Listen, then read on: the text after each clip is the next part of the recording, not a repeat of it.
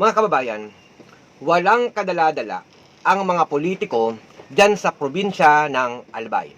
Hindi na sila natuto. Laging pagsasapribado ang kanilang nasa isip.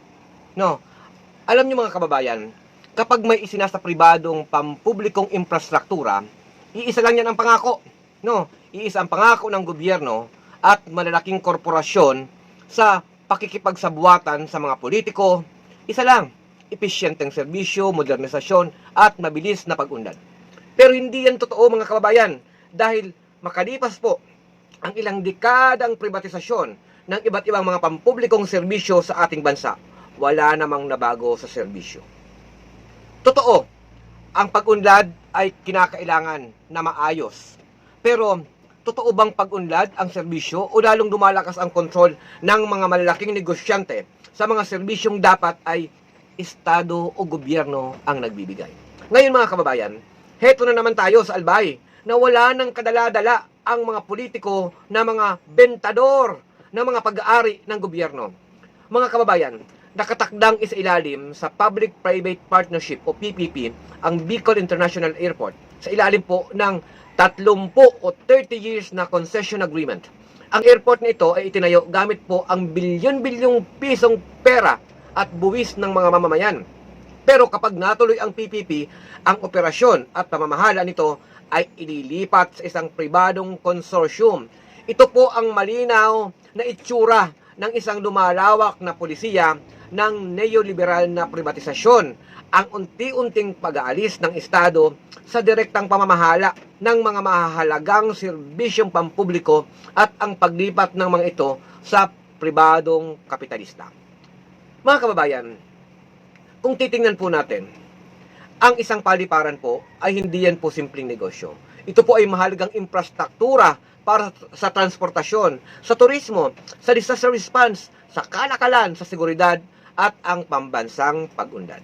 Kapag ganitong pasilidad ay inilipat mo sa pribadong pamamahala, nagbabago rin po ang pangunahing objective nito.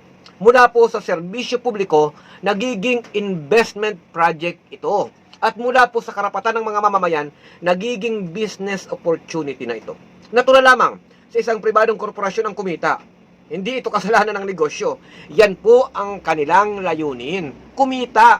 Ngunit ang gobyerno, ang Estado, ay may iba pong mandato sa mga mamamayan. Hindi tubo ang kanilang pangunahing obligasyon. No, hindi tubo.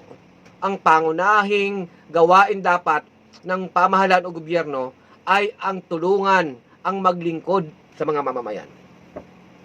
Alam niyo mga kababayan, gobyerno ang gumastos dyan sa pagpapagawa ng Bicol International Airport, pero korporasyon ang makikinabang.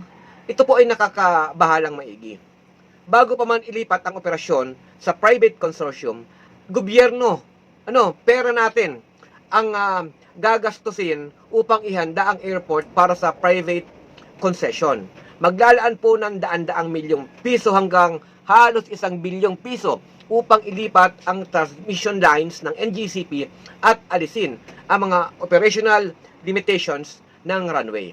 Sa madaling salita mga kababayan, mamamayan ang nagbayad sa pagpapatayo ng Bicol International Airport, mamamayan din ang magbabayad sa pagpapaganda. At pagkatapos, private sector ang kikita sa operasyon sa loob ng 3 dekada o 30 years. Mga kababayan, ano ba ang magiging pakinabang natin dito kapag na-privatize ito? Babalikan natin ang aral po ng Alecom. Hindi na bago po sa Bicol ang mga pangakong dala ng privatization. Noon pong nasa ilalim ng private na pamamahala ang Albay Electric Cooperative o Aleco sa ilalim po ng San Miguel Corporation, ipinangako ng San Miguel Corporation ang epesyente at maayos na serbisyo at babayaran ang 4 bilyon na utang ng kooperatiba. Pero makalipas po ang 11 taon, 11 years ng APEC, ay may nalubog lalo ito sa utang sa mahigit 11 bilyong piso ang kooperatiba. Pero para sa napakaraming Albayano at sa mga Bicolano mismo, nananatiling bahagi ng pampublikong usapin ang mga kalidad ng serbisyo, gastos, at ito pong sektor po ng kuryente. Ang karanasang ito ang dahilan kung bakit marami po ang nanawagan ng masusing pag-aaral sa bawat panibagong hakbang ng privatization at nailipat muli sa Aleco ang kooperatiba na pag-aari po ng mga member consumers. Hindi sapat po ang pagsasabi nila ng efficiency kung nawawala ang direktang pananagutan mismo ng Estado sa ating mga mamamayan. Kapag tubo na po ang naging prioridad, yan po ang nagiging problema natin.